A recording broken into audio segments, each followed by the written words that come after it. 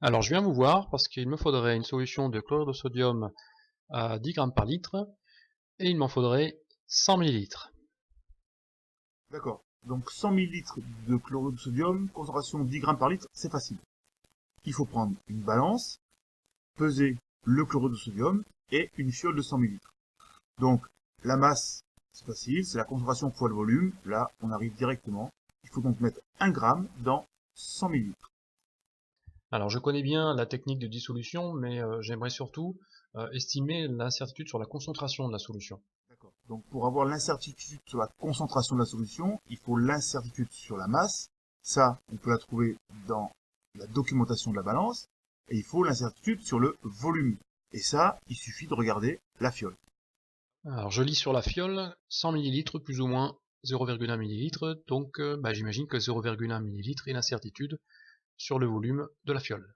Oui. Alors, en fait, 0,1 millilitre, c'est l'incertitude qui est donnée par le constructeur. Alors je vois aussi qu'il est écrit sur la fiole 20 degrés. Quelle est la signification de cette température? Ça veut dire que le constructeur, il garantit que le volume de sa fiole est de 100 millilitres à 20 degrés Celsius. Alors ça c'est un problème parce que si on utilise la fiole à une température différente de 20 degrés, ça veut dire que le volume de 100 millilitres n'est plus garanti. C'est quelque chose dont il faut tenir compte. La température va avoir une influence sur le volume. Regarde, ici j'ai placé une fiole avec un petit tube en verre. Et regarde bien le niveau du liquide lorsque la fiole est dans un cristallisoire à 20 degrés Celsius. Voilà. Maintenant, cette fiole, je la prends et je vais la placer dans un autre cristallisoire avec de l'eau cette fois-ci à 50 degrés Celsius.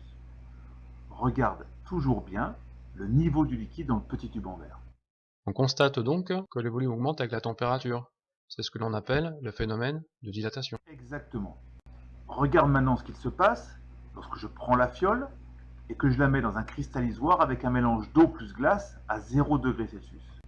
Comme tout à l'heure, observe bien le niveau du liquide dans le petit tube en verre. Et bien là c'est le phénomène inverse. Lorsque la température diminue, le volume diminue également. Effectivement, la température a une influence sur le volume. Mais comment va-t-on estimer l'incertitude sur le volume lié à la température? Eh bien, on sait le faire. Tu vois, dans un laboratoire, la température, elle vaut en gros 20 degrés. Mais elle vaut pas toujours 20 degrés. Donc on va supposer que la température, elle varie à peu près de 4 degrés par rapport à 20 degrés. Donc elle varie entre 16 et 24 degrés. La variation de volume, elle vaut 2 10 puissance moins 4, ça c'est parce que c'est de l'eau, multiplié par 4, parce que c'est 4 degrés au-dessus ou en dessous de 20 degrés, multiplié par 100, 100 millilitres. Et donc la variation de volume, elle vaut 0,08 millilitres. Donc quand on va utiliser cette fiole jaugée de 100 ml, nous n'allons pas systématiquement mesurer la température de la solution. Nous allons considérer que finalement cette variation de 0,08 ml est l'incertitude de volume liée à la température. Exactement. Et tu vois que ce 0,08 millilitres, c'est pas négligeable par rapport à l'incertitude donnée par le constructeur, qui était de 0,1 millilitre. Donc il va falloir... Donc si je résume, pour estimer l'incertitude de volume, j'ai besoin de connaître l'incertitude donnée par le constructeur. Je l'appelle U étalonnage de V, elle vaut 0,1 ml pour une fiole de 100 ml. J'ai besoin de calculer l'incertitude du volume liée à la température, qui vaut pour notre fiole 0,08 ml pour une température comprise entre 16 et 24 degrés. Donc a priori, ces deux incertitudes vont me permettre de connaître l'incertitude globale sur le volume. Ah non, tu oublies quelque chose d'important. Ce que tu oublies, c'est l'expérimentateur. Oui, mais un très bon expérimentateur, c'est se servir d'une fiole jaugée. Il va faire coïncider le bas du ménisque avec le trait de jauge. Voilà, regarde ici, dans cet exemple, tu vois que le bas du ménisque coïncide parfaitement avec le trait de jauge. Alors là, c'est un essai. Imagine que ton super expérimentateur, il fasse plusieurs essais. Eh bien, on n'a qu'à lui demander. Eh bien regarde, on a fait faire plusieurs essais à super expérimentateur, et tu vois qu'à chaque fois, le ménisque n'a pas la même position par rapport au trait de jauge. Il va donc falloir tenir compte de l'incertitude due à l'expérimentation. Donc comment on l'appelle cette incertitude liée à l'opérateur? Alors cette incertitude, on l'appelle l'incertitude de répétabilité. Et pour l'estimer, on va être obligé de répéter plusieurs fois l'opération. Et cette incertitude, elle vaut l'incertitude d'étalonnage donnée par le constructeur divisé par 2. Pour nous ici, c'est 0,05 mm.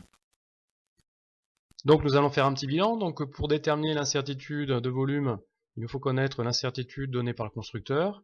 Il nous faut estimer l'incertitude de volume lié à la température, ainsi que la fameuse incertitude de répétabilité. Exactement. Et bien voilà, maintenant je connais les trois incertitudes. Pour déterminer l'incertitude totale, il me suffit de faire la somme des trois. Ouh là là, t'emballe pas. C'est un petit peu plus compliqué que ça. Ah, ouais. Alors, pour calculer l'incertitude sur le volume, eh bien, faut pas faire comme ça.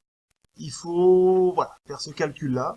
Donc, l'incertitude sur le volume, elle va être égale à 1,16 fois la racine carrée de U carré étalon, plus U carré température, plus U carré répétabilité. Qui moi, elle est un petit peu compliquée cette relation-là quand même. T'as raison. Mais, en fait, ce que j'ai fait, c'est pour la verrie jaugée qu'on utilise au laboratoire, des fioles, des pipettes, et pour toutes celles qui ont un volume inférieur à 200 ml, enfin bref, pour la majorité de la verrie que tu utilises au laboratoire, eh bien l'incertitude sur le volume, elle vaut 1,5 multiplié par l'incertitude d'étalonnage donnée par le constructeur. C'est celle qui est écrite sur la verrie. Tu vois, c'est tout simple. Donc effectivement, c'est beaucoup plus simple. Il nous suffit de multiplier 1,5 par 0,1 l'incertitude que nous donne le fabricant, et ça nous donne 0,15 ml.